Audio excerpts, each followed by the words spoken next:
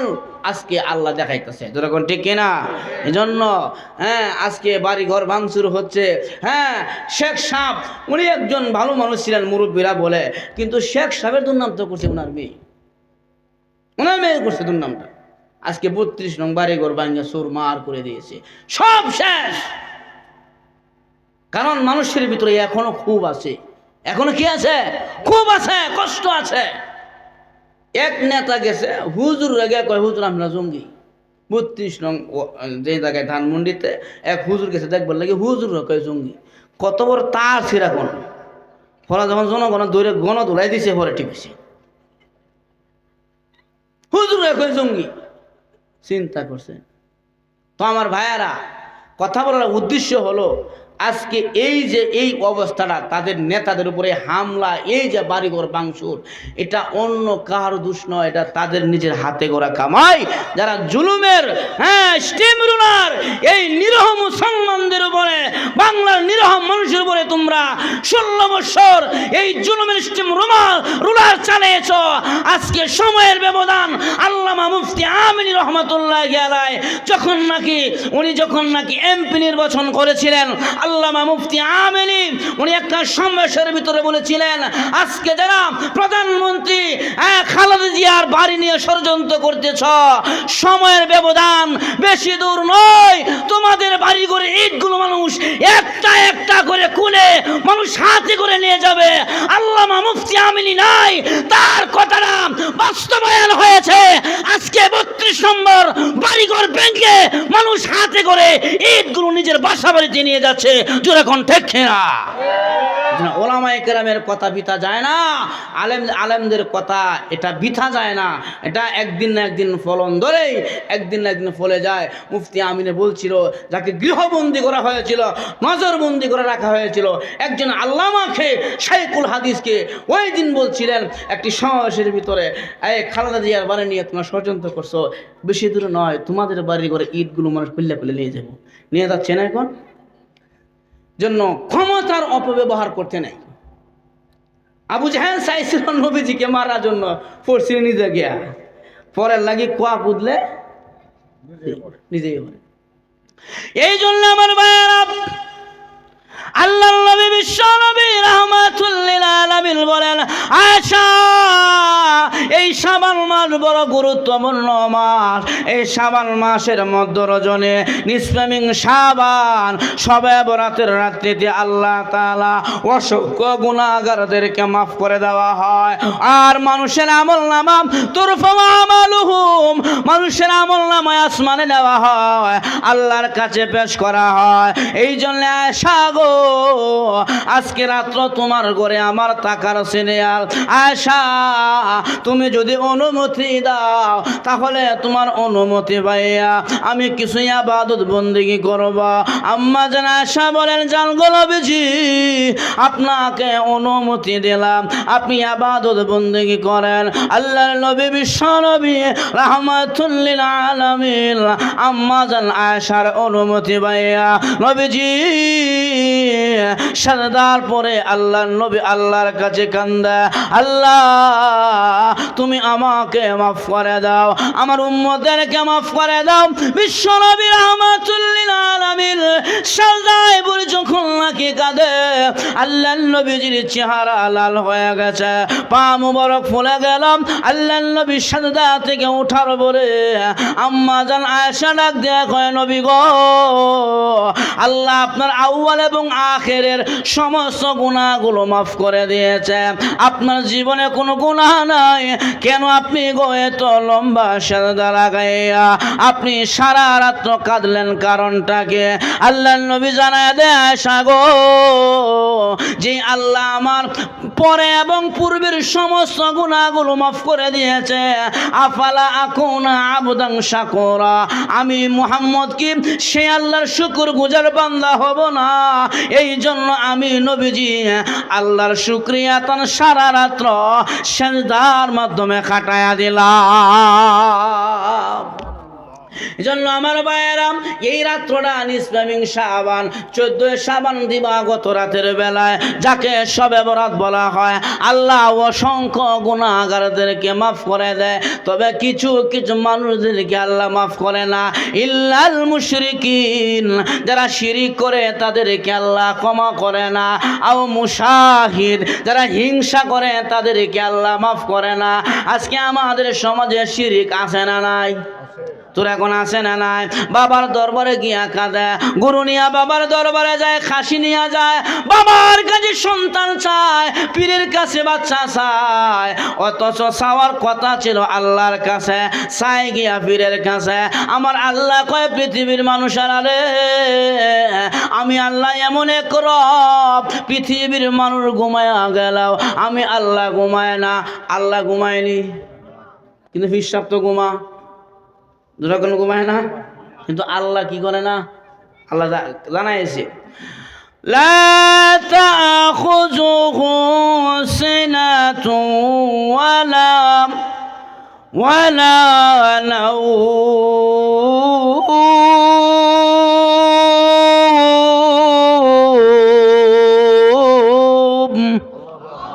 আল্লাহ কয় আমার ঘুমও নাই, তন্দ্রায়ও নাই। কেন আল্লাহ ঘুমায় না? আল্লাহ কয়, আমি যদি ঘুমায়া যাই, আমার বান্দা গভীর রাত্রে ফেটে ব্যথা উঠবো, ডাক্তারের দোকান বন্ধ, তখন সে যখন আমাকে আল্লাহ করে ডাক দিবে, তখন আমি আল্লাহ তার ডাকে জবাব দেওয়ার জন্য 24 ঘন্টার মধ্যে একটা সেকেন্ডও ঘুমাই না। একবার খালি সনম মূর্তির পূজা করতো, এই বেড়ার এই মূর্তি পুজুকের মেয়ের ফেরের ব্যথা অন গেছে, সনম আমার মেয়ের ফেটে ব্যথা ভালো করে দো, পারবো? কাঁদলো গিয়া কয়দিন, না পরিবর্তন নেই। কিরি এত ডাকলাম, এত পূজা করি, খুরমা পোলাও এই সেই শিরা মুড়ি দেয়, হ্যাঁ দিন কোনো জবাবই দেয় না। এখন ফট করিয়া বেড়ার জবান দিয়া সনম না বের হইয়া সমাদ বের হয়ে গেছে। কি বের হয়েছে? সমাদ। কার নাম? কুল হু আল্লাহু আহাদ আল্লাহু সামাদ। যে মাত্র সমাদ বলে ডাক দিয়েছে, সমাদ আমার মেয়ের পেটের ব্যথা ভালো করে দাও, এই কথা বলার পরে দৌড়ায় বাড়িতে গেলেন। যাওয়ার পরে মেয়েটা ডাক দিয়ে কয়, আব্বা গো, এটা কেমন ডাক্তারের কাছে গেল, মলম দিল না, সিরাপ দিল না, ক্যাপসুল দিল না, এমনিতে পেটের ব্যথা ভালো হয়ে গেছে। এখন মূর্তি পূজক ডাক দিয়ে কয়, মারে এমন এক রবের সন্ধান পাইলাম, আয় তোকেও নিয়ে যাব ওই রবের সন্ধানে। এবার মেয়েটাকে গোসল করাইয়া নিজে গোসল করিয়া মসজিদের ইমাম সাহেবের কাছে গিয়া ঘটনা গিয়া বলে, ইমাম সাহেব এই ঘটনা, সনম মূর্তির পূজা করতাম, হঠাৎ করে সমাজ বের হয়ে গেল, আর তার কাছে যখন নাকি প্রার্থনা করলাম আমার মেয়ের পেটের ব্যথা ভালো হয়ে গেছে। ইমাম সাহেব কয়, মূর্তি পুজো করে, সমাজ তো আমার আল্লাহর নাম, মূর্তি পুজো কয় ইমাম সাহেব, বাবা আর মেয়ে গোসল করে আসলাম, আমাদেরকে ওই সমাজ রবের পরিচয়টা দিয়া দেন, আমাদেরকে কালিমা পড়াইয়া মুসলমান বানায়া দেন। এই জন্য আমার ভাইয়েরাম, আমার রব 24 ঘন্টার ভিতরে একটা সেকেন্ডের জন্য ঘুমানা, বান্দার ডাকে জবাব দেওয়ার জন্য। এজন্য আমার রাসূল বলেন, ইল্লাল মুশরিকুন, যারা শিরিক করে তাদেরকে আল্লাহ ক্ষমা করে না। মুশরিক তাদেরকে বলা হয় যারা আল্লাহর সাথে মানুষকে শরীক করে। আল্লাহর সাথে যাদেরকে শরীক করা হয় এদেরকে মুশরিক বলা হয়। 2 নম্বর হলো আও মুশাহিদ, যারা হিংসা করে। হিংসাকুর আমাদের সমাজে আছে না নাই? হিংসা করে এমন লোক আছে না নাই? হিংসায় পেট ভর্তি। এমনও হিংসুক আমার জীবনে আমি লাগাল পাইছি, হিংসুক লাগাল পাইছি। এক ছেলে, গরিবের ছেলে, একটা স্কুলে পড়ে, ভাষা পড়ে, আর একটু দুনিয়াসি, এক ছেলে স্কুলে পড়বো, কিন্তু এটা কলেজে যেত না। হিংসা হেডটাতে পড়ে না, খালি খাওয়া এখন টিমোর মতন বানাইছে, স্কুলে আমার হাতে না, খালি রাস্তাঘাটে ঘুরে। আর ওই গরিবের ছেলে যায় স্কুলে, কয়টা স্কুল বন্ধু শেষ, কলেজে যেত না। কয়েকদিন পর বেড়া স্কুল শেষ করে কলেজও গেছে। তার কানে কবে গেছে কি গো চাচা হ্যাঁ তো কলেজও গেছে গা কলেজে পড়তে পারে কিন্তু ডিগ্রি দিয়ে তো না কোনো ভাষার মতো না তো না হিংসা খালি পারে আমার কয়দিন পর শুনে বেটা ডিগ্রি দিয়েছে ওকে কয় চাচা ওর ছেলে তো ডিগ্রি দিয়েছে ডিগ্রি পাস করতে পারে চাকরি পাইতো না কি পাইতো না যত হয়ে যা তত তোরা হিংসা বাড়ে কয়দিন হওয়ার ছেলে চাকরি হয়ে গেছে একটা মাশাআল্লাহ এই খবর চাচা কইলেন যে তো না কলেজও গেল কইলেন ভালো ডিগ্রি তো ডিগ্রি দিল কইলেন চাকরি হতো না চাকরি পাইলো চাচা এখন তো বলা বালা চাকরি পাই আছে হে বেলা কয় চাকরি পাই তারে মাগার বেতন হইতো না মানে হিংসা এত পরিমাণ হিংসা পেট ভর্তি আল্লাহর নবী কয় আও মুশাহিদ যারা হিংসা করবে হিংসাকারীদেরকে আল্লাহ তাআলা কি করবে না মাফ করবে না 2 নম্বরে মা বাবার অবাধ্য সন্তানকে আল্লাহ মাফ করে না আছে না নাই পৃথিবীর মানুষেরা আমার আল্লাহ কোরআনের মধ্যে জানায়া দিয়েছেন ওয়াসাইনাল ইনসানা বিওয়ালিদাইহি হামালাতুহু উম্মুহু ওয়াহানান আলা ওয়াহনিন ওয়া ফিসালুহু ফি আমাইন আনিশকুরলি ওয়া লিওয়ালিদাইকা আমার আল্লাহ জানায়া দেয় পৃথিবীর মানুষেরা রে আমি আল্লাহর বলে মা বাবার শুকরিয়া আদায় করবা কেন করবা বিশ্ব নবী রাহমাতুল লিল আলামিন বলেন হুমা জান্নাতুকা ওয়া নারুকা এই মা বাবা তোমার জান্নাত ও জাহান্নাম রাজার রব্বি ফি রাজাল ওয়ালিদাইনি মা বাবা যদি সন্তানের প্রতি রাজি হয়ে যায় আসমান ওয়ালা ওই সন্তানের প্রতি রাজি হয়ে যায় আর মা বাবা যদি নারাজ থাকে রে সবে কদর সবে বরাতের রাত্রিতে ইবাদত করিয়া কপালের মধ্যে দাগ ফালায় বা আল্লাহর আদালতে এই আমল কবুল হবে না এজন্য আমার ভাইরা আল্লাহ রাব্বুল আলামিন কেন আল্লাহর পরে মা বাবার কথা বললেন বোঝা গেল মা বাবা দুইজন মানুষ এই দুইজন ব্যক্তি আল্লাহর কাছে বড় সম্মানী বড় মর্যাদার মানুষ আমার ভাইরা লক্ষ্য করে দেখেন আল্লাহর নবী মুসা আলাইহিস সালাতু ওয়াস সালাম উনার যুগে একজন কসাই ছিলেন গোশত বিক্রি করত ওই কসাই সারা দিন গোশত বিক্রি করে পরিবার চালাইতেন মুসা নবী কালিমুল্লাহ যাকে বলা হয়েছে তুরে সিনায় যাইয়া মুসা নবী আল্লাহর সাথে কথা বলে মুসা নবী একদিন আল্লাহকে ডাক দিয়া কয় প্রভু গো আমার সঙ্গে জান্নাতে কে সাথী হবে তার নাম ঠিকানাটা আমার জানায় দাও আল্লাহ কয় মুসা রে যেদিন জান্নাতে যাবা ওই দিন জানতে পারবা মুসা নবী কয় না গো প্রভু আমাকে জানায় দাও আমার জান্নাতে সাথী কে হবে আমার আল্লাহ কয় মুসা রে যা অমুক গ্রামের একজন গোশতের কসাই তোর সঙ্গে জান্নাতে যাবে মুসা নবী কয় কসাই বলে হায় হায় কত এমপি মন্ত্রী কত দামি দামি মানুষ ছিল রে সব বাদ দিয়া কসাইয়ের সাথে আমি জান্নাতে থাকব সে আমার জান্নাতের সাথে হবে মুসা নবীর ভিতরে কৌতূহল জেগে গেল না আমি ওই কসাইয়ের সাথে সাক্ষাৎ করতাম সে আমার সঙ্গে জান্নাতে থাকবে তাহলে বোঝা যায় লোকটা মনে হয়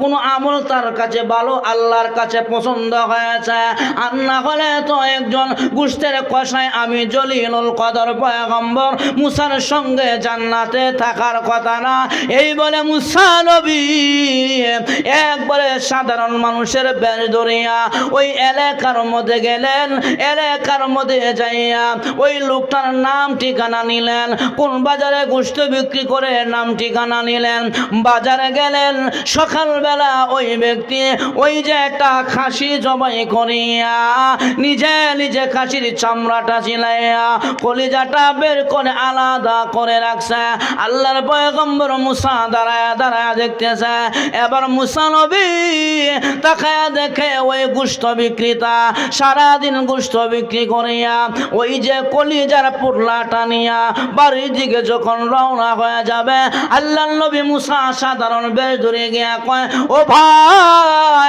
আমি একজন মুসাফির মানুষ গো, আমার বাড়ি অনেক দূরে, রাত্র হয়ে গেছে এই বাজারের মধ্যে, বাইরে তোর বাড়িতে একটি রাতের জন্য আমি থাকতে চাই, মেহমান হতে চাই, আমাকে নিবাকে। এবার গুস্তের কষায় ডাক দিয়া কয়, মুসাফির রে আমার বাড়ি নাই, ঘর নাই, আমার ভালো বিছানা নাই, কাঠ পালং কিছুই নাই, যাইলে বড় কষ্ট করতে হবে।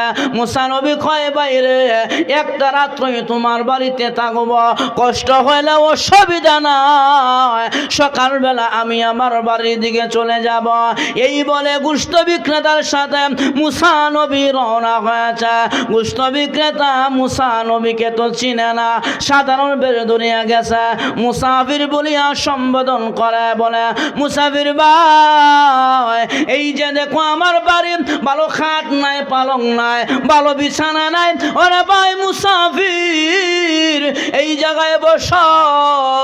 মুসাফির মুসা নবীকে এক জায়গার মধ্যে বসাইয়া ওই গোশতের কষায় একটা ঘরের ভিতরে ঢুকলেন। ঘরের ভিতরে যাইয়া অনেকক্ষণ পর ঘর থেকে বের হলেন। মুসা নবী কয়, বাইরে আমি তোমার বাড়ির মেহমান, তুমি আমার খোঁজ খবর না নিয়া, আমাকে পানি না দিয়া, আবার সেবা যত্ন না করিয়া এই এতক্ষণ এই ঘরের ভিতরে কি করলা? এবার গোশতের কষায় ডাক দিয়া কয়, মুসাফির রে মনে কষ্ট নিও না, আমি সারাদিন পেটের কারণে, আমার পরিবার জীবিকার কারণে গোশত বিক্রি করি বাজারে। ও ভাই মুসাফির সারাদিন আমার একটা দুঃখিনী মা আছে রে, ওই মাটা চোখে দেখে না, হাতে ধরতে পারে না, সারাদিন আমার মা বিছানার মধ্যে পেশা পায়খানা করিয়া বিছানা নষ্ট করে দেয়, আমি সারাদিন গোশত বিক্রি করিয়া সন্ধ্যায় বাড়িতে যাইয়া আমার ফুলা মাইয়ার খবর নেই না, বিবির কাছে আগে যায় না, আমি আমার দুঃখিনী মার কাছে যাইয়া মার বিছানা পত্রগুলো পরিষ্কার পরিচ্ছন্ন করিয়া আমার মাকে আমি নিজ হাতে গোসল করাইয়া মায়ের শরীরের মধ্যে তেল মালিশ করিয়া আমার মার জন্য আমি একটু গোশতের কলিজা আনলাম, আমার বিবি পাক করে দিলে ওই গোশতটা দিয়ে আমার মাকে নরম গোশত দিয়া মার মুখের মধ্যে অল্প অল্প খাবার আমি উঠায় দেয়। মার সেবা করার পরে আমি আমার পরিবারের কাছে যাই। এবার মুসা নবী ডাক দেয়া কয়, কষায় রে এইভাবে মার সেবা করতেছ কতদিন? বলে, অনেক দিন ধরে আমি আমার মায়ের সেবা করে। মুসা নবী ডাক দেয়া কয়, কষায় মার সেবা করিয়া কি পাইলাম? এবার গোশত বিক্রেতা ডাক দেয়া কয়, মুসাফির রে আমার মা আমার জন্য দুইটা দোয়া করে রে।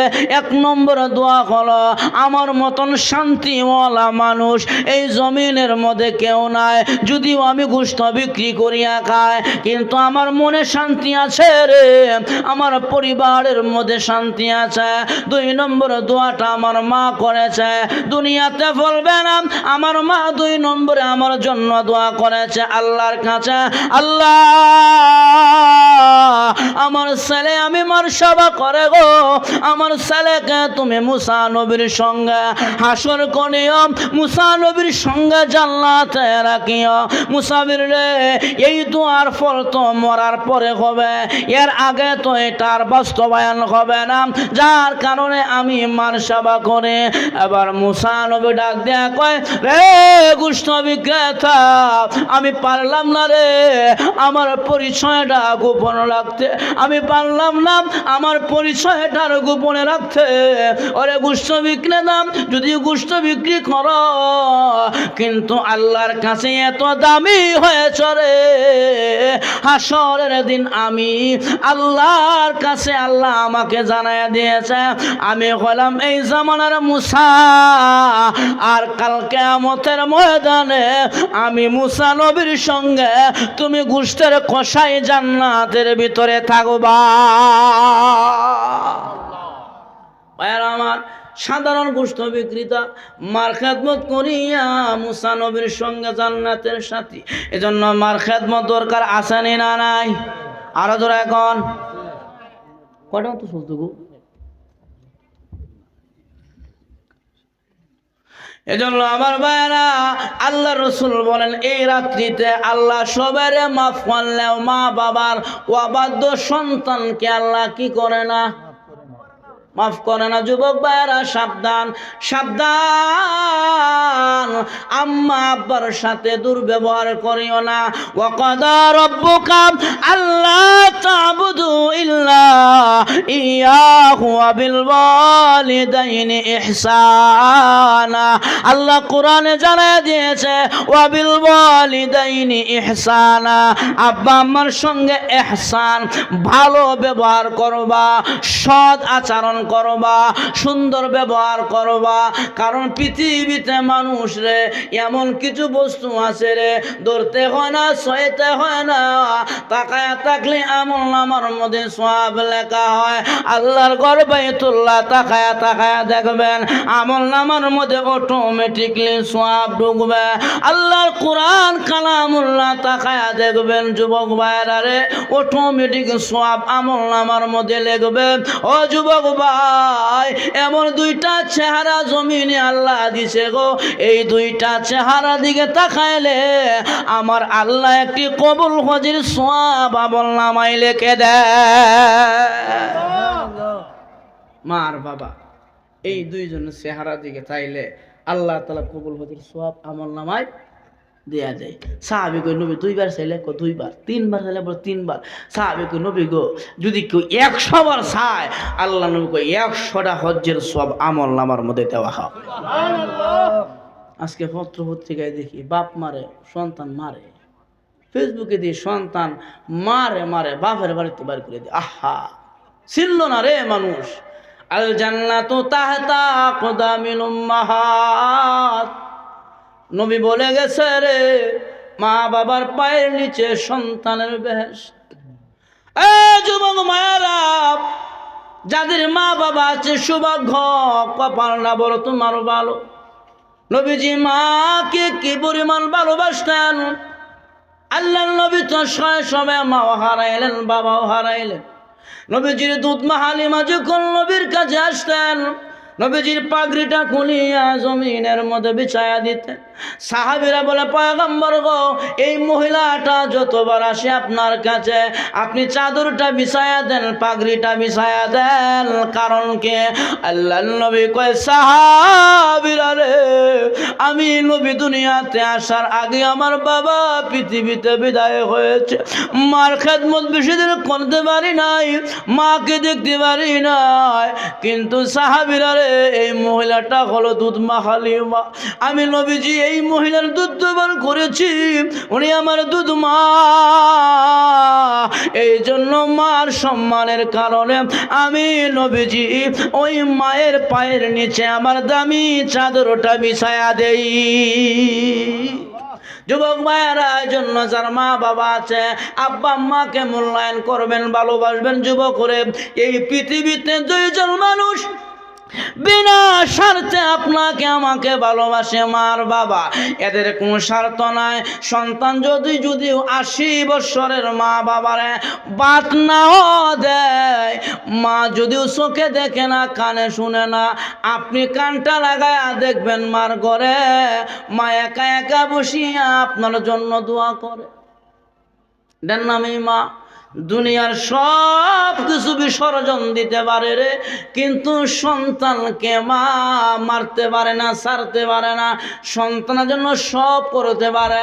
এজন্য আমার ভাইয়ারা, সুন্নাতুর রাসূল আধুনিক বিজ্ঞান এই কিতাবের ভিতরে পিতামাতার একটা ওয়াকি আনছে, মা সন্তানের প্রতি কত মায়াশীল, দয়াশীল, সন্তানকে মা কি পরিমাণ ভালোবাসে।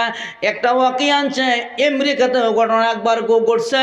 এক বাড়িতে আগুন লেগেছে, মা পরিবারের মধ্যে গরিব পরিবার, সন্তানকে বাসায় রেখে অন্যের বাসায় মা কাজ করে, আবার মাঝে মাঝে সন্তানরে দেখে যায়, আর কেউ নাই পরিবারের মধ্যে। একদিন ঘটনাক্রমে যেই ঘরের মধ্যে মা সন্তানরে রাখিয়া অন্যের বাসায় কাজ করতে গেলেন, ওই ঘরের মধ্যে একদিন হঠাৎ করে আগুন লেগেছে। চতুর্দিক থেকে আগুন দাও দাও করে জ্বলতেছে। সংবাদটা মায়ের কানে গেল। মা পাগলের মতন দৌড়ে আসতেছে ওই সন্তানের কাছে। এই সন্তানরা মার এই সন্তান যখন নাকি ঘরের ভিতরে আগুন দাও দাও করে, সন্তানরা চিৎকার করে ঘরের ভিতরে কাঁদে। মা আয়েশা দৃশ্য দেখিয়া এই সন্তানের মা একবারে পাগলের মতন হয়ে গেছে। কোমরে ওড়না বাঁধিয়া আগুনে ঝাঁপ দিবে। এলাকার লোকেরা কয়, মহিলা রে সাবধান, আগুনে ঝাঁপ দিও না, তাপের কারণে সামনে যাওয়া যায় না। যতই বুঝায় রে মার মন বুঝ মানে না, কারণ কলিজার জাদুমণি গড়ে। এইভাবে মহিলারা চিৎকার করে আর বলে, রে এলাকার মানুষেরা, তোমরা যে আমাকে নিষেধ করে দিয়েছ আগুনের কাছে যাওয়া যায় না, আমার কলিজার ভিতরে আগুন লেগেছে রে। এলাকার লোকেরা কয়, মহিলা কি দন রাখলা ঘরের ভিতরে? এবার মহিলাটা কয়, ও এলাকার মানুষ, এই ঘরের ভিতরে আমার সন্তান, সন্তান আমার ঘরের ভিতরে। এই বলে মহিলাটা ওই কোমরের মধ্যে গুরনা পেছাইয়া জ্বলন্ত আগুনের মধ্যে ঢুকে গেল। গিয়া দেখে ঘরের ভিতরে এখনো পুরাটা ঘর পুড়ে নয়। সন্তানরা আগুনের তাপের কারণে একবারে চিৎকার করেছে। মা সন্তানটাকে ভালো করে পেঁচাইয়া কুলে করে আবার আগুনের মধ্যে ঝাঁপ মারলেন। আবার আগুনে ঝাঁপ দিয়া বের হয়ে গেলেন। এই যে মা ঘরে ঢুকলো আর ঘর থেকে বের হলো, যার কারণে আগুনে মায়ের চুল পুড়াইয়া দিয়েছে, আগুনে মায়ের শরীরে চামড়া পুড়িয়ে দিয়েছে। মাকে দেখতে ভালো দেখা যায় না, মাকে দেখতে একবারে অসুন্দর দেখা যায়। চুলো খাটো, শরীরে চামড়াও ভালো না, যার কারণে এই সন্তানরা যখন নাকি আস্তে আস্তে বড় হইলেন, বন্ধু বান্ধবের আড্ডাখানায় যায়। বন্ধুরা কয়, রে তুই এমন এক মায়ের সন্তান, তোর মায়ের শরীরে চামড়াও ভালো না, মাথার চুলও একবারে খাটো, দেখতে সুন্দর দেখা যায় না, সামাজিকভাবে সুন্দর দেখা যায় তোর মাকে। এই কথা যখন বন্ধুরা বলেন, সন্তান বাড়িতে আসিয়া মাকে বড় সন্তান গাঢ় ধাক্কা দিয়া বাড়ি থেকে বের করে দিয়েছে। যারে মহিলা, তোর কারণে বন্ধু বান্ধবের আমাকে সম্মান দেয় না। ওরে সন্তান, আমি তোর মা, আমাকে বাড়ি থেকে বের করো না। যখন নাকি মাকে এইভাবে বাড়ি থেকে বের করে দিলেন, অন্ধ মহিলা চোখে দেখে না, রাস্তায় দুর্ঘটনায় পড়ে দুনিয়া থেকে বিদায়। কোলাঙ্গার সন্তান মার লাশটা দাফন করলো না, কাফনও দিল না। এবার সে আনন্দ করে বন্ধুদের কাছে গিয়া বলে, বন্ধুরা রে, আমার পথের কাঠা দূর হয়েছে, যার কারণে তোমরা আমাকে মূল্যায়ন করতে না। ওই পথের কাঠা আমার ওই পুরামা দুনিয়া থেকে বিদায় হয়েছে। এখন বন্ধু বান্ধবেরা তাকে সম্মান দেয়, তাকে কাছে ডাকে, তাদের আড্ডাখানায় নিয়ে যায়। কিন্তু সন্তান সব কিছুর পরে যার গর্ভে থেকে আসছে, একদিন না একদিন ওই মার কথা তার মনে পড়ে যায়। ঘটনাক্রমে ওই সন্তান একদিন মায়ের ঘরে ঢুকলেন, মায়ের কাপড় চোপড়গুলো দেখিয়া সন্তান মায়ের কথা মনে পড়ে গেল। যে টেবিলে বসিয়া মার কথা স্মরণ করলেন, ওই টেবিলের ডয়ের টান দিয়া ডায়েরি একটা বের করলেন। ডায়েরির মধ্যে লেখা আছে, রে অমুক দিন অমুক তারিখে আমার বাড়িতে আগুন লেগেছিল, আমি সন্তান ছিলাম ঘরের ভিতরে, আমার মা ছিল অন্যের বাড়িতে কাজ করেতে, আমার মা আমি সন্তানকে বাঁচানোর জন্য আগুনের ভিতরে ঝাঁপ দিলেন, আমাকে নিয়ে আবার জ্বলন্ত আগুনে বের হয়ে গেলেন, যার কারণে আমার মায়ের চামড়া পুড়াইয়া দিল, চুলগুলো পুড়াইয়া দিল, মাকে অসুন্দর দেখা যায়। তো এই ইতিহাসগুলো সন্তান পড়ে আর চোখের পানি ছেড়ে কান্দি আর কয়, হায় রে আমি কি করলাম রে, যেই মা আমি সন্তানকে বাঁচানোর জন্য আমার মা নিজের গায়ের চামড়া পুরাইলো, চোখ নষ্ট করলো, মাথার চুল পুরাইলো। ওই জনম দুঃখিনী মারে আমি সন্তান বাড়ি থেকে বের করে দিলাম। এখন আফসোস করে কান্দে আর কয়, হায় রে আমি কি করলাম, কি করলাম, আমার নিজের মাথায় আমি বাড়ি দিলাম। এজন্য যুবক ভাইয়েরা সাবধান, এমনটা করা যাবে না।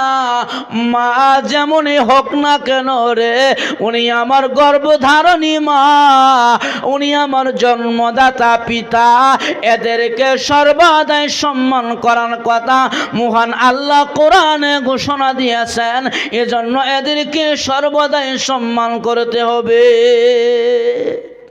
পিতা মাতার সাথে সাবধান, জীবনেও ওই দুর্ব্যবহার যেন না হয়, অসৎ আচরণ যেন না হয়, আব্বা আম্মা যেন মন খারাপ করে এমন কথাও যেন আমার জবান দিয়া না বের হয়। আজকের সমাজে দেখা যায় মানুষ এইভাবে সন্তানগুলো মা বাবার সঙ্গে অসৎ আচরণ করে। বাইরে আপনি যতই ইবাদত বন্দেগী করেন না কেন, যদি মা আপনার প্রতি নারাজ থাকে, বাবা যদি আপনার প্রতি নারাজ থাকে, মক্কা মদিনা বারবার গেলেও কোনো কাজ হবে, কোনো কাজ নাই। মা যদি নারাজ থাকে, কারণ আল্লাহ রাসূল বলছেন বাপ মা যে সন্তুষ্ট থাকে সন্তানের আমল নামায় আরশে মহল্লা যায় না, আসমান ও জমিনের মধ্যস্থলে ঝুলন্ত থাকে।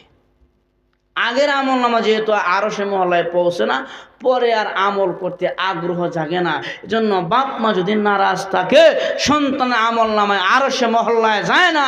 আর বাপ মা যদি সন্তুষ্ট থাকে, আল্লাহর নবী বলেন ওই সন্তান দুনিয়াতে আমল করতে দেরি হয়, আসমানে ফেরেশতারা পৌঁছাইতে দেরি হয় না। এজন্য রাসূল বলছেন এই ভাগ্য রজনী রাত্রে, শবে বরাতের রাত্রে আল্লাহ তাআলা বাপ মার অবাধ্য করে সন্তানকে মাফ করে না। 4 নম্বর রাসূল বলছেন যারা খামরুন, যারা মদ পান করে নিশা করে, নিশাকুরকে আল্লাহ তাআলা কি করে না, ক্ষমা করে না। 5 নম্বরে যারা আত্মীয়তার সম্পর্ক ছিন্নকারী, এদেরকে আল্লাহ তাআলা ক্ষমা করে না। আত্মীয়তার সম্পর্ক ছিন্নকারী আছে না নাই? 6 নম্বর রাসূল বলছেন যারা টাকনুর নিচে লুঙ্গি পরে, মা আসফালা মিনাল কাবাইন মিনাল ইজারি ফিন নার। আল্লাহ রাসূল বলছেন টাকনুর নিচে লুঙ্গি বা পায়জামা প্যান্ট যে অংশই যাইব ওই অংশটা জাহান্নামের আগুনের মধ্যে পড়ব। যেন টাকনুর নিচে লুঙ্গি বা প্যান্ট পায়জামা পরা যাবে না, এটা পরা হারাম। অনেকে টাকনুর নিচে প্যান্ট পরে, টাকনুর নিচে লুঙ্গি পরে, না আপনি মুসলমান, আল্লাহ নিষেধ করছেন বাকি অংশ জাহান্নামে যাবে, যেন টাকনুর উপরে রাখতে হবে। মুসলমানের দায়মি ফরজ হলো নাভির উপর থেকে নিয়ে হাঁটুর নিচ পর্যন্ত ডাইকা রাখা সর্বদাই তার জন্য দায়মি ফরজ, রেখে রাখতে হবে। হাঁটুর নিচ পর্যন্ত, টাকুন উপরে, নাভির উপর থেকে নিয়ে টাকুন উপর পর্যন্ত হাঁটুর নিচে। কিন্তু আমরা অনেকেই দেখি প্যান্ট একটা বাসায় ঘুরে, নাভিটা বাসায় ঘুরে, আবার টাকুন নিচে লুঙ্গি, আছে না নাই? যেন ফরজের খেলাপ এগুলো করা যাবে না। এই জন্য আমার ভাইয়েরা, আল্লাহ নবী সাল্লাল্লাহু আলাইহি সাল্লাম বলছেন এই শবে বরাত, এই নিসমিং শাবান, শাবানের 14 তারিখ দিবাগত রাত্রে আমল 3টা। 1 নম্বরে তেলাওয়াত, 2 নম্বরে জিয়ারত, 3 নম্বরে হচ্ছে ইবাদত। ইবাদত কি? নফল ইবাদত যত বেশি করতে পারেন করবেন। 2 নম্বরে পয়গম্বর এই রাতে তেলাওয়াত করছেন, বেশি বেশি করে তেলাওয়াত করবেন। 3 নম্বরে আল্লাহ নবী জান্নাতুল বাকিতে গিয়া নবীর সাহাবীদের জন্য নবীজি কি করছেন, কবর জিয়ারত করছেন একা একা যায়। তাহলে আমরা কবর জিয়ারত করতে পারি ইনশাআল্লাহ। রাজি আছি না? আল্লাহ তাআলা কবুল করুন, সকলে বলি আমিন। এজন্য আমার ভাইয়েরা এই সেই গুরুত্বপূর্ণ মাসে আর শাবান শাহরি ও রমজান শাহরুল্লাহ, এই শাবান মাসের পরে রমজান মাস, এই গুরুত্বপূর্ণ মাসটার মধ্যে আল্লাহর কাছে আপনার আমল নামা এমনভাবে পেশ করা হবে যেন আপনি থাকেন একবার সাজদার হালতে, রুকুর হালতে, আর না হয় কিয়ামের হালতে থাকবেন। যে হালতে থাকবেন ওই হালতটাই আল্লাহর আদালতে ফেরেশতারা এই ফুটেজটাই, এই ছবিটাই তুলে ধরবে। তাহলে আপনার আমল নামাটা ভালো হালত যাক, আমরা চাই না ইনশাআল্লাহ। জন্য ঈদগার মাঠে মাহফিল, আমার ভাইয়ারা এই মাঠের মধ্যে অনেক মুসল্লি এসে নামাজ কালাম পড়ে, অনেকের সাজদা এই জায়গাটার মধ্যে পড়ে। এই জায়গাটা সংরক্ষণের জন্য এমন কিছু আমি আল্লাহর বান্দা চাই, এই ঈদগার মাঠের উন্নয়নের জন্য আপনারা যার যার মনে খুশি 1000, 2000, 5000 করে টাকা, এমন কোন আল্লাহর বান্দা আছেন যে শাবান মাসে আল্লাহ তাআলার আরো যখন খুশি না বেজার? এলাকার মধ্যে কি মানুষের সংখ্যা এই পর্যন্ত না আরো আছে? মানুষ এখনো রাস্তাঘাটে ঘোরাফেরা করতেছে, আছে না নাই? দেখবেন মুরগির নিচে ডিম দেয় বাচ্চা ফুটবার লাগি, কিন্তু সব ডিম থেকে বাচ্চা ফুটে না, কিছু ডিম নষ্ট হয়ে যায়। আপনারা কি কোন ডিম কাঞ্জা হয়ে যায়, কিছু ডিম কাঞ্জা হওয়া, যেটা যে ডিম কাঞ্জা হয় এটা থেকে বাচ্চা ফুটে না।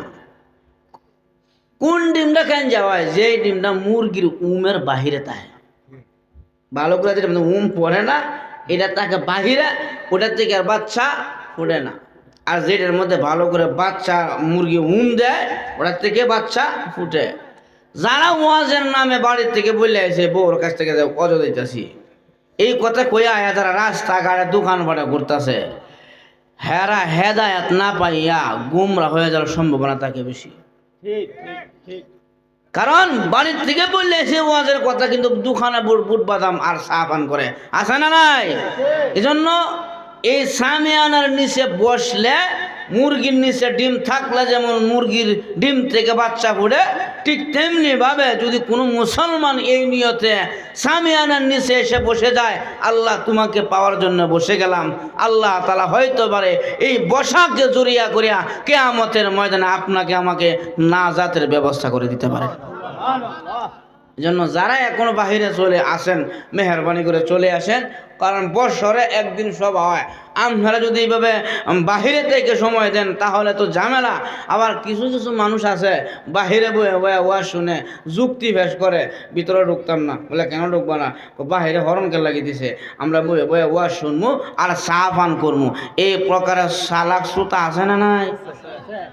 এক হুজুরে ওয়াজ করছে আর কি, ওয়াজের মধ্যে পানি না পাওয়া গেলে তায়াম্মুম করে নামাজ পড়া যায়। মাশাআল্লাহ আছে না?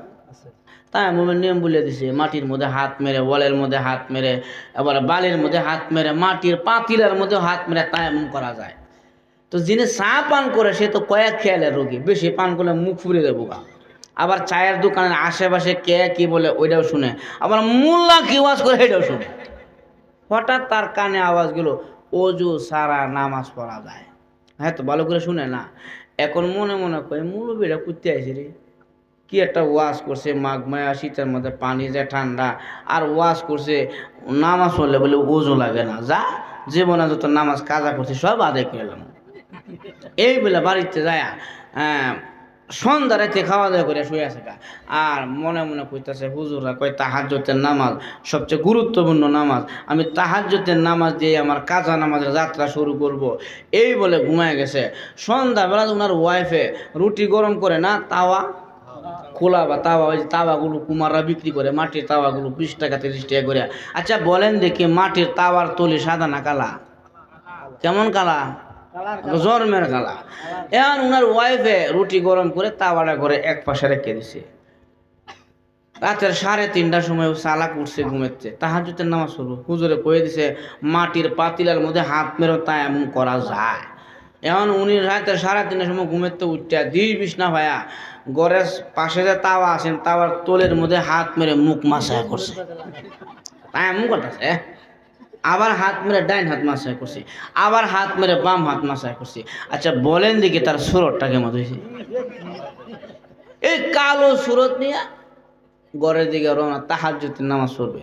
কোন কারণে ওনার ওয়াইফে যে পেশাবে ভেগ হয়েছে, এই ভদ্র মহিলা ঘুমেতে উঠছে পেশাব করার জন্য, দরজার সামনে দাঁড়ায় দেখে হাত পাও কালো।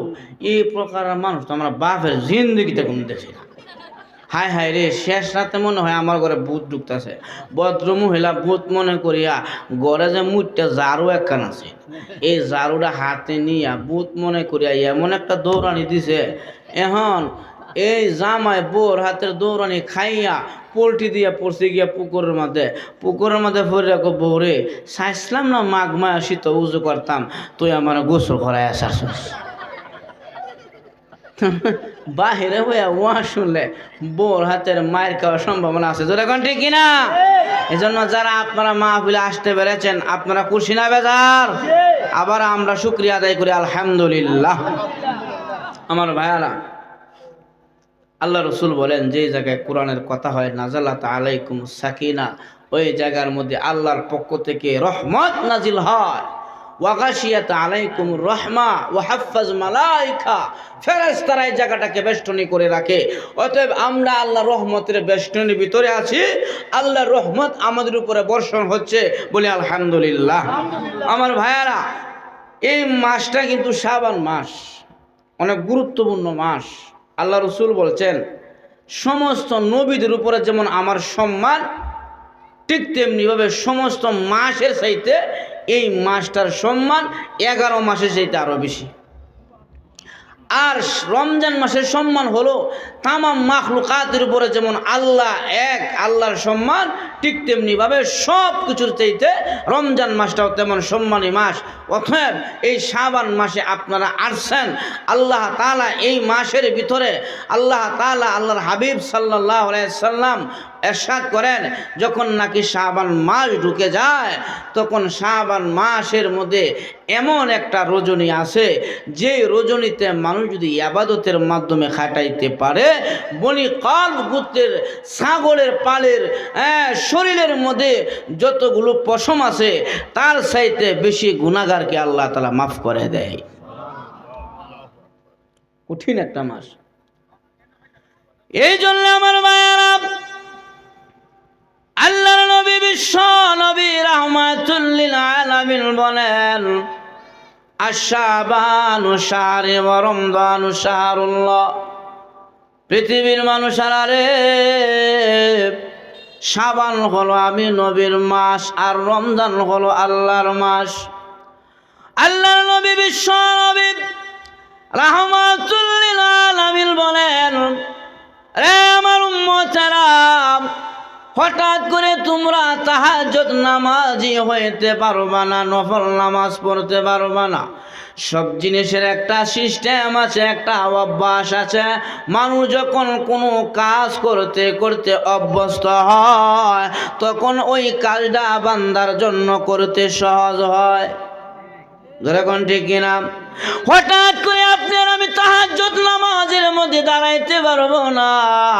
এজন্য আল্লাহর নবী বলেন, উম্মতেরা রে, আল্লাহ তাআলা শাবান মাস দিয়েছে তোমাদের আমলের কিছু অভ্যাস গড়ানোর জন্য, যাতে করে রমজান মাসটা পরিপূর্ণভাবে ইবাদতের মাধ্যমে কাটাইতে পারো। এই জন্য শাবান মাসে বেশি বেশি করে আমলের প্রতিযোগিতা লাগাও।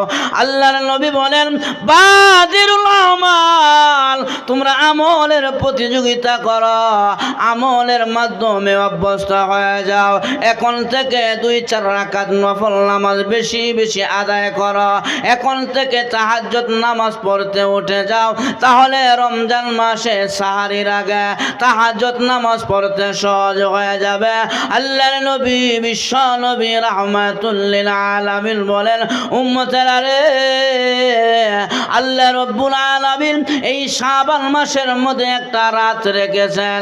আল্লাহর হাবিব বলেন, ইযা কানাত লাইলাতুল নিসফি মিন শাবান, যখন নাকি শাবান মাসের মধ্য রজনী এসে যায়, ফাইনাল্লাহ তাআলা ইয়ানজিলু ইলা সামাই দুনিয়া, ওই শাবান মাসের মধ্য রজনীতে শবে বরাতের রাত্রিতে আমার আল্লাহ ইলা সামাই দুনিয়া, দুনিয়ার আসমানের মধ্যে এসে যায়। ফায়াকুল, আমার আল্লাহ দুনিয়ার আসমানের মধ্যে আসিয়া ডাকতে ডাকে, রে পৃথিবীর মানুষেরা, আলা মিন মুস্তাগফিরিন, আসনে কোন গুনাহগার আমি আল্লাহর কাছে ক্ষমা চাইবা, ফাআগফির লাহু, আমি আল্লাহ তাকে মাফ করে দেব। আলা মিন মুস্তারজিকিন, আসলে কোন রিজিক অন্বেষণকারী আমি আল্লাহর কাছে রিজিক চাইবা, আমি আল্লাহ তাকে রিজিকের ব্যবস্থা করে দেব। আসনে কোন রোগ বেমারি আমি আল্লাহর কাছে চাও, আমি আল্লাহ তোমাদের রোগ থেকে সুস্থ বানায়া দেব। আলা কাজা আলা কাজা, এইভাবে আমার আল্লাহ ডাক দিয়া কয়, পৃথিবীর মানুষেরা রে, যার যেই সমস্যা আছে আমি আল্লাহর কাছে সবে বরাতের রজনীতে চাইবা, আমি আল্লাহ সকলের সমস্যার সমাধান করে দেব। এই জন্যে আমার ভাইয়ারা, এই মাসের মধ্য রজনী আমার আল্লাহ দুনিয়ার আসমানের মধ্যে আসিয়া বিশেষ নজর দিয়া এই উম্মতদেরকে ডাকতে থাকে। যার যার সমস্যা আছে আল্লাহর কাছে দরখাস্ত করলে মহান আল্লাহ তাদের সমস্যাগুলো আল্লাহর পক্ষ থেকে পূর্ণ করে দেয়। গুরুত্বপূর্ণ মাস শাবান মাস। আল্লাহর হাবিব সাল্লাল্লাহু আলাইহি সাল্লাম বলেন, শাবান মাসের মধ্যে নিসফে মিন শাবান, যাকে শবে বরাত বলা হয়, এই শবে বরাতের রাত্রটা আল্লাহর কাছে এত দাবি। আল্লাহর নবী বলেন, শবে বরাতের রাতে অন্ততপক্ষে 3টা আমল জারি রাখবা। 1 নম্বরে হলো তেলাওয়াত, 2 নম্বরে হলো জিয়ারত, 3 নম্বরে হলো সালাত, নামাজ, নফল ইবাদত। আল্লাহর হাবিব সাল্লাল্লাহু আলাইহি সাল্লাম নিসফে মিন শাবান, এই শাবানের 15 তারিখ দিবাগত রাত্রে, 14 তারিখ দিবাগত রাত্রে আল্লাহর নবী বিশ্ব নবী রাহমাতুল লিল আলামিনের থাকার পালা ছিলেন আম্মা জান আয়েশার ঘরে। নবীজি আয়েশার ঘরে থাকার সিরিয়াল। নবীজি আম্মা জান আয়েশার ঘরে ঢুকলেন। ঢোকার পরে কাপড় চোপড়গুলো পয়গম্বর খুলতে আরম্ভ করেছেন। আবার আল্লাহর নবী কাপড়গুলো পরিধান করিয়া আম্মা জান আয়েশার ঘর থেকে আল্লাহর নবী বের হয়ে গেলেন। আম্মা জান আয়েশা রাদিয়াল্লাহু আনহা উনি বললেন, কি ব্যাপার? আল্লাহর নবী আমার ঘরে ঢুকছে, কাপড় চোপড়গুলো খুললেন, আবার পরিধান করে কেন বের হয়ে গেলেন? আম্মা জান আয়েশা রাদিয়াল্লাহু আনহা নবীজির পিছনে বের হয়ে গেলেন। অন্য উম্মাতুল মুমিনিন যারা আছে সতীনদের ঘরে ঘরে পয়গম্বরকে খুঁজলেন। আল্লাহর নবীকে কোথাও কোনো সতীনের ঘরে আম্মা জান আয়েশা খুঁজে পেলেন না। আল্লাহর নবীর বিবি আম্মা জান আয়েশা নবীকে খোঁজার জন্য ওযুখানায় গেলেন। ওই জায়গাও আল্লাহর নবীকে পাইলেন না। গোসলখানায় গেলেন, ওই জায়গাও আল্লাহর নবী নাই। পয়গম্বরকে খুঁজতে খুঁজতে মসজিদে নববীতে গেলেন, পয়গম্বর নাই। আল্লাহর নবী কোথায়? তাকায় দেখে জান্নাতুল বাকিতে আল্লাহর নবী বিশ্ব নবী রাহমাতুল লিল আলামিন জান্নাতুল বাকিতে, ওই যে যারা জান্নাতুল বাকিতে ঘুমায় আছে তাদের কবরের পাশে দাঁড়াইয়া পয়গম্বর চোখের পানি ছেড়ে ছেড়ে কাঁদলেন। আল্লাহর নবীর দৃশ্য দেখিয়া আম্মা জান আয়েশা রাদিয়াল্লাহু আনহার ইয়াকিন হয়ে গেছে, না আমার নবী কোনো সতীনের ঘরে যায় নাই। আম্মা জান আয়েশা আবার চলে আসছেন ঘরে। আল্লাহর নবী বিশ্ব নবী রাহমাতুল লিল আলামিন কবরস্থান থেকে আবার যখন নাকি ঘরে ঢুকলেন, ঢোকার পরে তাকায় দেখে আম্মা জান আয়েশা হাঁফাইতে লাগলেন। দৌড়ায় যে আসছেন, শ্বাস টান পড়ে গেছে, উনি হাঁফাইতে লাগলেন। আল্লাহর নবী ডাক দিয়ে কয়, আয়েশা গো, তুমি কি মনে করেছিলেন আমি তোমার উপরে অবিচার করব, তোমার উপরে আমি অবিচার করব, তোমাকে আমি নাকি এইভাবে আরেকজনের ঘরে যাইয়া জুলুম করব? না আয়েশা, তোমার উপরে জুলুম করব না। তবে আয়েশা শুনো, আজকে রাত্রটা কি জানো? আজকে রাত্র হলো নিসফে মিন শাবান, শবে বরাতের রাত্র। এই রাত্রির মধ্যে আমার আল্লাহ ইলা সামাই দুনিয়ার আসমানে আসিয়া আমার আল্লাহ বিশেষ একটা নজর দেয় পৃথিবীতে। আমার আল্লাহ এই দুনিয়ার আসমানে আসিয়া বান্দাদেরকে ডাকে। আয়েশা রে, শুধু ডাকে তা নয়, আমার আল্লাহ জিবরাইলের মাধ্যমে আমাকে জানায়া দিয়েছে, নবী গো, আজকে রাত্রটা এমন একটা রাত্র গো, মানুষের আমল নামার মধ্যে কি ঘটবে আর কি ঘটবে সবগুলো লিপিবদ্ধ করা হয়। ও আল্লাহর নবী, আজকে এমন একটা রাত্র, এই রাত্র রাত্রের ভিতরে মানুষের ভাগ্য লিপিবদ্ধ করা হয়। কত মানুষ দুনিয়াতে আসবে, তারা কি খাবে, তারা কোথায় যাবে, কে পরিধান করবে, সব কিছু এই রাতের ভিতরে আমার আল্লাহ ফেরেশতার মাধ্যমে লিপিবদ্ধ করেন। অনেক গুরুত্বপূর্ণ রাত্র। শুধু তা না গো আল্লাহর নবী, আমার আল্লাহ এই রাত্রকে এত মর্যাদাশীল বানাইলেন। আল্লাহর নবীকে জানায়া দিলেন, নবী গো, বনি কলব গোত্রের মানুষেরা বকরি পালে বেশি, তাদের বকরি পালের বকরির শরীরের মধ্যে যে পরিমাণ পশম হয়, ওই পরিমাণ গুনাহগার আপনার উম্মতদেরকে আমার আল্লাহ মাফ করে দেয়। তাহলে যেই মাসের মধ্যে এই রাত্রটা, এই মাসটার দাম কম না বেশি? আরো দোকান কম না বেশি? এজন্য এই মাসের ভিতরে বাদিরুল আমাল, আমলের প্রতিযোগিতা করতে হবে। আমল করে আপনার অভ্যস্ত হয়ে উঠতে হবে। এখন থেকে আপনি সময় নেন, আপনি 2-4 রাকাত নামাজ বেশি বেশি করে আদায় করেন, আপনি 2 রাকাত 4 রাকাত নফল নামাজ বেশি বেশি পড়েন, তাহলে দেখবেন রমজান মাসটা নফল ইবাদতের মাধ্যমে আপনি খাটাইতে পারবেন। এখন থেকে আপনি মাঝে মাঝে শেষ রাতে উঠিয়ে একটু কান্নাকাটি করেন, আল্লাহর কাছে রুনাজারি করেন, তাহাজ্জুদের নামাজ পড়েন, দেখবেন রমজান মাসে সাহারির আগে আপনি ওইটা 2-4 রাকাত তাহাজ্জুদের নামাজ পড়তে পারবেন। কারণ অভ্যস্ত হয়ে গেলে তখন এমনিতে আপনার কাছে কষ্ট লাগবে না, আপনার কাছে ইজি হয়ে যাবে, হ্যাঁ, সহজ হয়ে যাবে। আর যদি আমি বহু মুসল্লি দেখছি বলে রমজান মাস সেজদা করতে করতে কপালে দাগ ফেলাই দেবো, কিন্তু বেচারা সারাদিন ঘুমায়, কিন্তু শেষ রাতে সাহারির 20 মিনিট আগে ঘুমাতে উঠে দেখায়া ফজর নামালে কিছু মতো হয়ে ঘুমাতে হয়, কিন্তু তার কপালে সাহারির আগে 4 রাকাত 2 রাকাত তাহাজ্জুদ নামাজ জুটে না। কেন জুটে না? অভ্যস্ত নাই, কষ্ট লাগে, মনে হয় 2 রাকাত নামাজ পড়লে কত কষ্ট নাহি হয়। এজন্য আল্লাহ রসুল বলেন, বাদিরুল আমাল, ও উম্মত আমলের প্রতিযোগিতা করো, আমল নিয়ে সামনে আগাও। কারণ এই মাসের ভিতরে প্রত্যেকের তুরফুম আমালুহুম, সমস্ত মানুষের আমল আল্লাহর আসমানে পেশ করা হয় এই মাসের শবে বরাত রাত্রিতে। এজন্য আমল নিয়ে কি করো? তোমরা প্রতিযোগিতা করো, আমল করে গড়ে উঠো, তাহলে দেখবা রমজান মাসটা তোমাদের পরিপূর্ণভাবে ইবাদতের মাধ্যমে তোমরা খাটাইতে পারবা।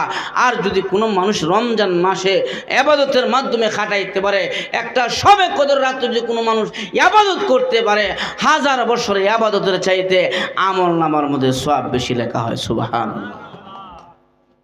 কারণ ফিহা ইফরাকু কুল্লু আমরিন হাকিম, আল্লাহ তাআলা এই মাসের শবে বরাত রাত্রিতে কেডা কি করব না করব সব কিছুর ভাগ্য লিপিবদ্ধ কে করছেন?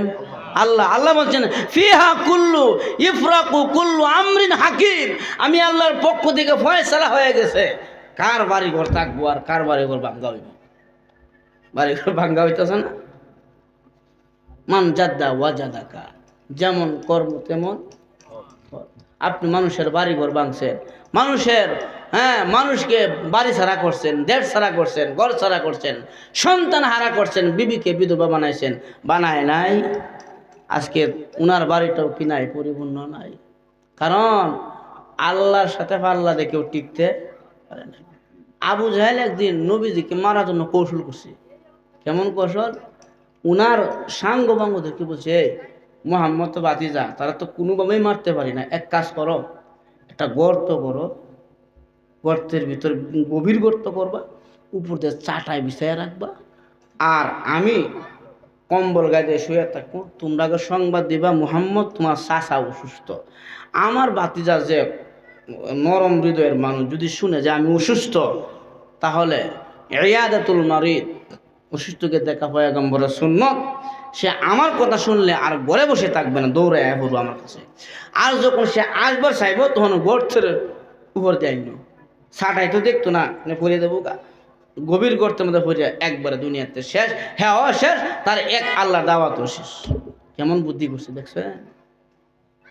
আবু জাহেল তাই করছে, বিশাল গভীর গর্ত করছে। গর্ত করার পরে তখন আবু জাহেলের সাথীরা গিয়া কয়, মুহাম্মদ তুমি যে ঘরে বসে রয়েছ, তোমার চাচা যে অসুস্থতার মধ্যে আছে, কথা বলতে পারে না।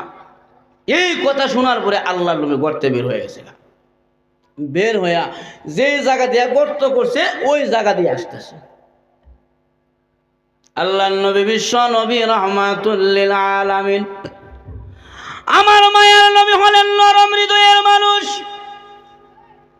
চাচা যখন অসুস্থ এই কথা শোনার পর আল্লাহর নবী আর ঘরে বসে না থেকে দৌড়াইতে আরম্ভ করলো।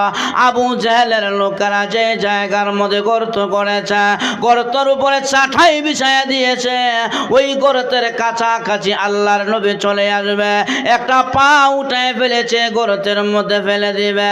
আমার আল্লাহ জিবরাইলের মাধ্যমে জানায়া দেয়, নবী গো, বেঈমান আবু জেহেল আপনাকে মারার জন্য ফাঁদ করেছে, গর্ত করেছে, সাবধান, সামনে পা বাড়ায়েন না। আল্লাহর নবী বিশ্ব নবী রাহমাতুল লিল আলামিন ওহির মাধ্যমে জেনে ফেললেন, না, সামনে যাওয়া যাবে না। পয়গম্বর গর্তের পার থেকে আবার রিটার্ন উনার বাড়ির দিকে রওনা হয়েছে। এই খবর আবু জেহেলের কানে চলে গেল। হায় হায়, ভাতিজা আমার বাড়িতে আসতেছিল, সবাই জানে, এখন যদি না এসে আবার চলে যায়, মানুষের আমাকে তুতুনি ক্যাব করবে, বলবে আবু জেহেলের আচার আচরণ ভালো না, যার কারণে ভাতিজা তার বাড়িতে এসেও আবার ফিরে গেছে, এটা আমার জন্য দুর্নাম হয়ে যাবে, তাকে যেমন করে হোক না কেন ফেরাও। এই বলে আবু জেহেল কম্বলার লেপ ফেলে দিয়া ভাতিজাকে ধরার জন্য দৌড়তে আরম্ভ করেছে। এমন জোরে দৌড় দিছে গো, যে জায়গার মধ্যে গর্ত করেছে, গর্তের উপরে চাটাই ছিল, ওখান দিয়ে আবু জেহেল দৌড় দিয়েছে ভাতিজাকে আনার জন্য। যখন নাকি চাটাইয়ের মধ্যে পা দিলেন, এমনিতে আবু জেহেল গর্তের নিচে পড়ে গেছে, গর্তের নিচে পড়ে গেছে। এখন গভীর গর্তের মধ্যে পড়িয়া কয়, এই এত গভীর গর্ত খেললাই করছ? তারা কয়, আপনি তো কইছেন যেন আপনি ভাতিজা ফললেন না উঠতারে, তাড়াতাড়ি করে বাসা মারান, এত গভীর গর্ত, আমার শ্বাস বন্ধ হয়ে যায়। আবু জাহেলের লোকেরা কয়, লিডার কি দিয়া উঠাবো? বলে লম্বা রশি স্যার, উপর দিকে তোরা কয়েকজন ধরে রাখ, আমি নিশ্চয় দিয়ে রশির মধ্যে তোর মোটাই উঠে।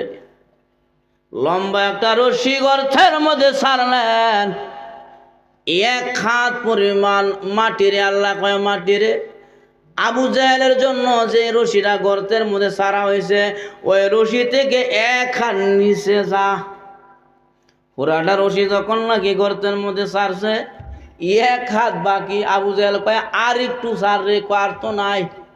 তাড়াতাড়ি গিট্টো লাগা রে, জোড়া লাগা, আমি তো গর্তের নিচে বাসি না। এক হাত পরিমাণ জোড়া লাগাইছে, লাগায় যখন নাকি আবার ছাড়ছে, আল্লাহ কয় জমিনে রে, আরো এক হাত নিচে ডেবে যা। আরো এক হাত নিচে গেছে। আবু জল কয়, কি ব্যাপার, জোড়া না লাগাইছ? লাগাইছি তো জোড়া। লাগাল হয় না, কেন লাগে, আর একটু জোড়া লাগা।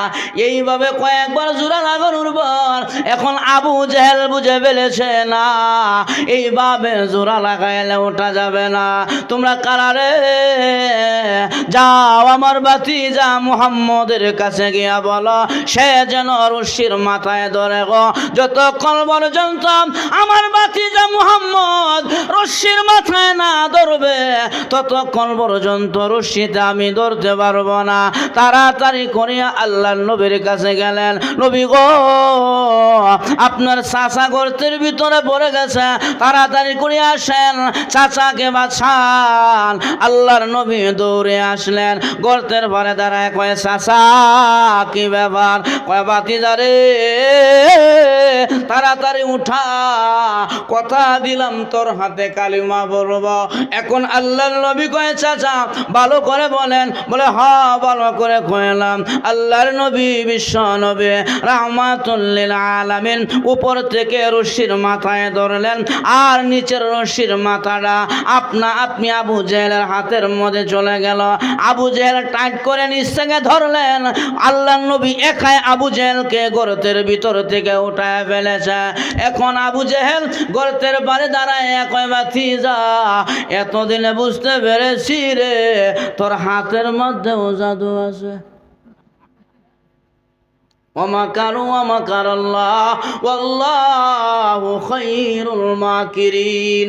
আল্লাহ আল্লাহর সাথে যারা এই পলিটিক্স খাটায়, আল্লাহ কয় তোর চাইতে আমি বড় পলিটিক্সওয়ালা বান্দা, আমার সাথে পলিটিক্স কাটায়া চলতে পারবে না। আমার আল্লাহ কয় পৃথিবীর মানুষেরা রে, আমি মানুষকে বানাইলাম বড় আদর করিয়া, বড় যত্ন সহকারে মানুষ বানাইলাম। আল্লাহর ঘর বাইতুল্লাহর চাইতে মানুষের কলবের দাম আল্লাহর কাছে বেশি। সে মানুষগুলোকে যারা বাড়িঘর ছাড়া করেছে তাদের পরিণত তো এমনই হবে। জোরে এখন ঠিক কিনা?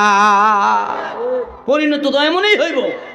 যারা মানুষদেরকে ঘর বাড়ি ছাড়া করছে, মানুষদেরকে বাড়ি ঘর থেকে বের করে দিয়েছে, মানুষদেরকে এইভাবে রাস্তাঘাটে ওপেনলি মেরেছে, আজকে তাদের এই কুফ